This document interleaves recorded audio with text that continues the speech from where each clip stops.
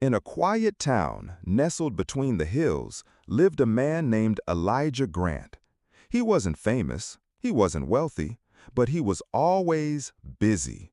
Busy with things that felt urgent, but not always important. One evening, Elijah sat alone on a wooden bench. The sky was fading to gold, and a strange thought found him. What if this was my last evening alive? Not in fear, just curiosity, clarity. He closed his eyes and imagined himself lying in bed, his final day, his final breath. No more errands, no more schedules, just time running out. And then he imagined the people he loved coming to say goodbye. His daughter appeared first. Her eyes were kind, but searching. He tried to speak. His voice broke. "I'm proud of you," he whispered. Words he had thought for years, but never said. Then came his son, strong, silent, waiting for something Elijah never gave. "I see you," Elijah whispered. "You turned into someone beautiful." His wife came next, 30 years by his side, but how often had he truly thanked her? "You carried me," he said, "when I didn't even notice."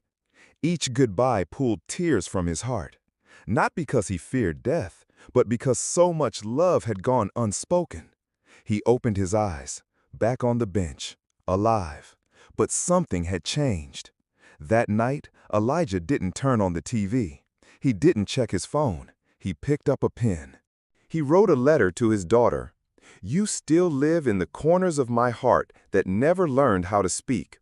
He wrote to his son, "You make me proud every day, even on the days I forget to say it." He left a note on his wife's tea mug. "You still make my heart skip." The next morning, he mailed a poem to his father, just because. And he kept going.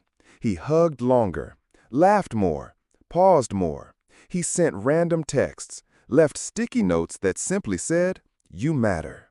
Months later, when his mother lay in a quiet hospital bed, Elijah sat beside her, holding her hand. No rush, no regret. He leaned close and whispered, "You were my first home." She smiled once, and then she was gone. But this time, Elijah didn't carry guilt, only love. Later, when his father called and said, "Maybe I wasn't such a bad dad after all," Elijah smiled through tears. "You were the only one I needed." He had learned the greatest truth. We don't have to wait for someone to die to tell them how we feel. We don't have to wait for tragedy to become tender. He started writing to strangers, leaving notes in cafes, parks, libraries. You're doing better than you think. Someone out there loves you. You are not alone. Some were found. Some were passed on. Some were kept in wallets close to hearts. Years passed. Elijah grew older, softer, lighter. One day, he sat on the same bench. The sky above him was turning gold again.